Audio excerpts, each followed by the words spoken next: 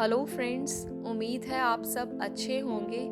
हम आप सबका वेलकम करते हैं मिथ एंड फैक्ट्स की सबसे पहली वीडियो में। हमारा आज का टॉपिक है old seven wonders of the world या फिर दुनिया के पुराने 7 अजूबे।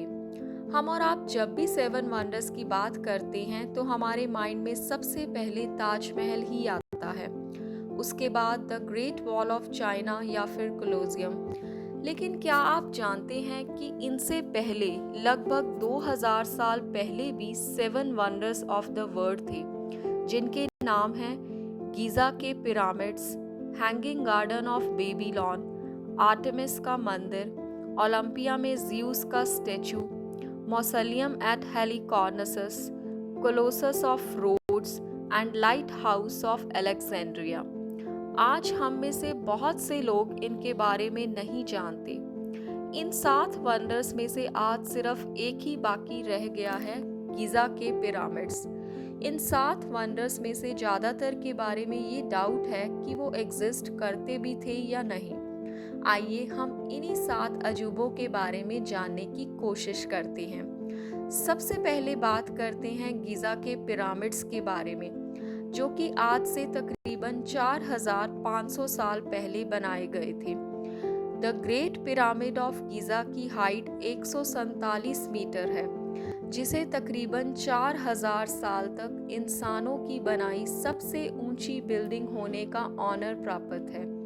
सबसे ज़्यादा सरप्राइज हमें ये बात करती है कि उस ज़माने में इसे बनाया कैसे गया, क्योंकि इसे बनाने के लिए बहुत भारी भारी पत्थरों का इस्तेमाल किया गया था और उस ज़माने में बिना मॉडर्न टूल्स या फिर बिना मॉडर्न टेक्नोलॉजी के ऐसा कर पाना बहुत मुश्किल था।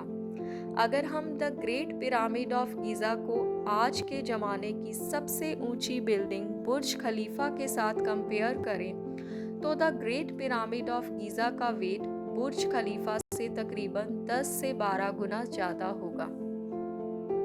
अगर हम बात करें कि the great pyramid of Giza को बनवाया किसने था, इसे बनवाया था फिरौन खुफू ने 2560 बीसी में। एंशियंट इजिप्ट में राजा महाराजा को फिरौन कहा जाता था। ये पिरामिड्स नाइल रिवर के किनारे बनाए गए थे। पिरामिड्स बनाने के पीछे क्या वजह थी या क्या कारण था, इसके बारे में जो हमें आज तक पता चला है कि इन्हें मकबरे के रूप में बनाया गया था, क्योंकि एंशियंट इजिप्शियन आफ्टर लाइफ में मानते थे। तो इस आफ्टर लाइफ के लिए प्रिपेयर करते हुए इनके राजा महाराजा अपने लिए पहले ही मकबरा या टॉम बनाते थे। इनके मरने के बाद इनकी बॉडीज को ममीफाई करके इन पिरामिड्स में रखा जाता था।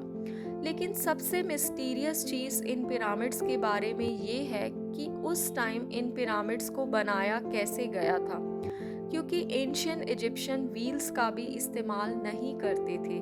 तो इतने भारी पत्थरों को वहाँ तक लाया कैसे गया था, ये आज भी एक मिस्ट्री है। इसके अलावा पिरामिड्स की बाहरी लेयर एक बहुत ही फाइन लाइमस्टोन से बनाई गई थी, जिसका मकसद ये था कि जब भी इन पर सनलाइट पड़ती थी तो ये पिरामिड वाइट कलर में चमकते थे। हजारों सालों में ये लाइमस्टोन की परत तो टूट गई, लेकिन ये पिरामिड आज भी वैसे ही खड़े हैं और अपने गौरवशाली इतिहास की गवाही दे रहे हैं। आइए हम बात करते हैं अब दूसरे ओल्ड वंडर की, जिसका नाम है हैंगिंग गार्डन्स ऑफ बेबीलोन। कहा जाता है कि ये हैंगिंग गार्डन्स इराक के एंशियंट शहर बेबीलोन में थे, लेकिन इनके बारे में कोई वैलिड प्रूफ नहीं है कि ये एक्चुअल में एग्जिस्ट करते भी थे या नहीं। इनका जिक्र सिर्फ एंशियंट ग्रीक की किताबों में किया गया है। कहा गया है कि ये गार्डन्स रिवर यूफ्रेटस के करीब थे, जो मॉडर्न डे इराक में है। माना जाता है कि ये गार्डन्स राजा नबूकदनेस्सर सेकंड ने अपनी पत्नी के लिए 605 बीसी में बनवाए थे, क्योंकि रानी अपनी शादी से पहले जहाँ रहती थी वहाँ ऊंचे पहाड़ और झरने आम बात थी, इसलिए रानी अपने देश अपने घर को बहुत याद करती थी। एंशियंट राइटर्स के अनुसार ये गार्डन्स एक काफ़ी ऊंचे पहाड़ पर बने महल या फिर किले की चट्टान और दीवारों पर बनाए गए थे, जिनको देखने में ऐसा लगता था कि वो हवा में झूल रहे हों। आज इनके एग्जिस्टेंस के बारे में चाहे कोई प्रूफ ना हो, लेकिन एंशियंट राइटर्स के हिसाब से ये गार्डन्स एक जबरदस्त अर्थक्वेक से तबाह हो गए थे। तीसरा है टेम्पल ऑफ आर्टेमिस। आर्टेमिस एक गॉडेस थी। आर्टेमिस को ग्रीक माइथोलॉजी में एक यंग, ब्यूटीफुल और तेज तरार हंटर के रूप में दिखाया गया है। आर्टेमिस को goddess of Hunt and goddess of virginity भी कहा जाता है। आर्टेमिस ग्रीक गॉड ज़्यूस की बेटी और अपोलो की बहन थी। टेम्पल ऑफ आर्टेमिस, जिसे टेम्पल ऑफ डायना भी कहा जाता है, ये पुराने विश्व के 7 अजूबों में से एक था। ये टेम्पल एफिसस में बनाया गया था, जो वर्तमान टर्की में सेल्कुक शहर के पास था। इस मंदिर को 2 बार रिकंस्ट्रक्ट किया गया था, क्योंकि एक बार विनाशकारी बाढ़ के साथ और उसके 300 साल बाद आग लगने से ये टेम्पल बर्बाद हो गया था। ये मंदिर जितनी बार बर्बाद हुआ, उतनी ही बार इसे दोबारा बनाया गया था। इस मंदिर के दूसरी बार बर्बाद होने के बाद सिकंदर ने भी मंदिर की रीस्ट्रक्चरिंग के लिए पेशकश की थी, लेकिन उस टाइम के लोगों ने यह कहकर इसे मना कर दिया था कि एक गॉड दूसरे गॉड के लिए मंदिर नहीं बना सकता।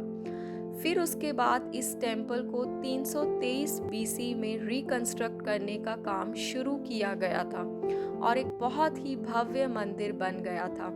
बाद में इस टेम्पल को ईसाई धर्म के उदय के दौरान पूजा के लिए इस्तेमाल भी किया जाता था, लेकिन फिर आपसी विरोध या फिर आपसी लड़ाई की वजह से इसे बंद कर दिया गया था। ये नहीं पता चलता कि ईसाइयों के द्वारा मंदिर को बंद किए जाने के बाद इमारत कितनी देर तक खड़ी रही।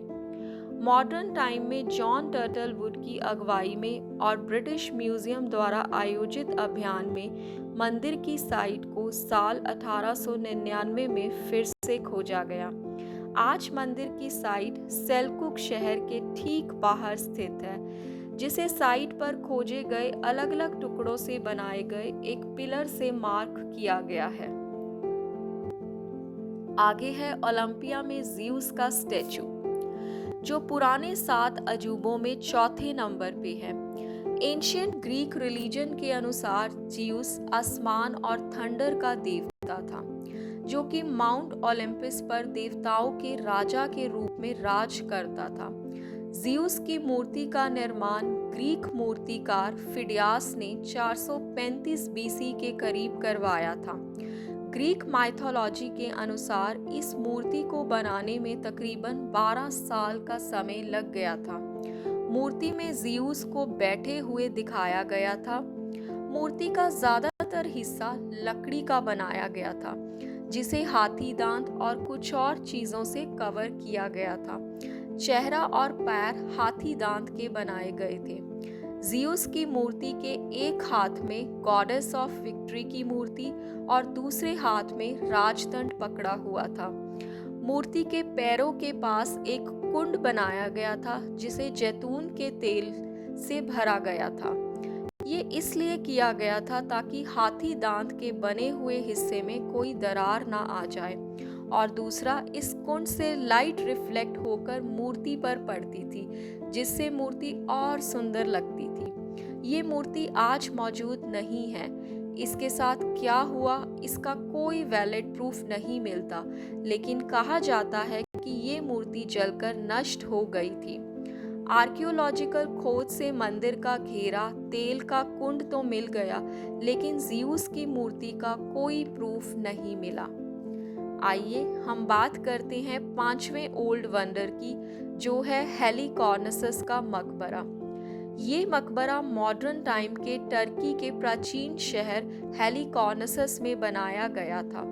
इसे 353 बीसी में उस दौर के राजा मसौलस की वाइफ ने उनके सम्मान में बनवाया था। ये मकबरा 45 मीटर की ऊंचाई पर बना हुआ था। इस मकबरे को और इसमें रखी मूर्तियों को संगमरमर से बनाया गया था। इस मकबरे के ऊपर रथ पर सवार मौसोलस और उसकी पत्नी की मूर्ति बनाई गई थी और इसके अंदर इन दोनों के ताबूत रखे गए थे। प्राचीन हेलिकॉर्नसस मॉडर्न डे में टर्की के बोड्रम सिटी में लोकेटेड है। बोड्रम एक कोस्ट सिटी है और एक लोकप्रिय टूरिस्ट प्लेस की तरह जाना जाता है। इस शहर में प्राचीन अतीत के कुछ अवशेष आज भी मौजूद हैं, जो उस शानदार शहर के शानदार इतिहास की झलक प्रदान करते हैं। अगला है कोलोसस ऑफ रोड्स या फिर रोड्स की विशाल मूर्ति। इसे प्राचीन ग्रीक या यूनान के रोड्स आइलैंड पर बनाया गया था और ये मूर्ति ग्रीक के सन गॉड हेलियोस की ब्रॉन्ज से बनी मूर्ति थी। इसका निर्माण लगभग 280 बीसी में चेयर्स ऑफ लिंडोस के द्वारा किया गया था। ये मूर्ति प्राचीन विश्व की सबसे ऊंची मूर्तियों में से एक थी। प्राचीन ग्रीक इतिहासकारों के अनुसार ये मूर्ति लगभग 33 मीटर ऊंची थी और लगभग 226 बीसी के दौरान एक जबरदस्त अर्थक्वेक की वजह से ये मूर्ति टूट गई थी। नेक्स्ट है lighthouse of Alexandria. Pyramid of Giza के बाद ये इजिप्ट की दूसरी ऐसी इमारत थी जो old 7 wonders of the world में शामिल थी। ये इजिप्ट के अलेक्जेंड्रिया शहर में बनाई गई थी। अलेक्जेंड्रिया शहर उन 70 शहरों में शामिल था जिसका निर्माण सिकंदर ने करवाया था। ये उस समय का सबसे पहला लाइट हाउस था और ये lighthouse the great pyramid of Giza के बाद दूसरी सबसे बड़ी इमारत थी। इसको बनाने का मकसद मुख्य तौर पर समुद्री जहाज़ों को रास्ता दिखाना था, जिससे समुद्री जहाज़ों को रास्ता भटकने से बचाया जाता था। इस लाइट हाउस की वजह से अलेक्जेंड्रिया शहर के लिए एक अच्छा व्यापारिक रास्ता तैयार हुआ था, जिससे अलेक्जेंड्रिया शहर उस समय के सबसे बड़े शहरों में से एक बना और नील नदी के किनारे बने होने के कारण इसमें एक बड़ा बंदरगाह भी था। ये लाइट हाउस अपने समय की एक बहुत ही अद्भुत इमारत थी। साल 796 और 951 में आए 2 अर्थक्वेक की वजह से इसे काफ़ी नुकसान हुआ था, लेकिन फिर भी ये खड़ा रहा। परंतु 1303 और 1323 में आए 3 अर्थक्वेक से ये लाइट हाउस पूरी तरह टूट गया था। इसके बाद सी वाटर लेवल ऊंचा होने के कारण ये जगह समुंदर में समा गई थी। साल 1994 में फ्रेंच आर्कियोलॉजिस्ट की एक टीम को समुंदर में इस लाइट हाउस के कुछ अवशेष मिले थे। तो फ्रेंड्स, ये थे old 7 wonders of the world. उम्मीद है आपको हमारी ये वीडियो अच्छी लगी होगी। आप इस वीडियो के बारे में अपने सजेशंस या फिर गुड विशेस हमें कमेंट करके ज़रूर दें और ऐसे ही और वीडियोस देखने के लिए हमारे चैनल मिथ एंड फैक्ट्स को सब्सक्राइब करें और वीडियो को लाइक करें। आज के लिए इतना ही। मिलते हैं हमारे चैनल की नेक्स्ट वीडियो में। Thank you.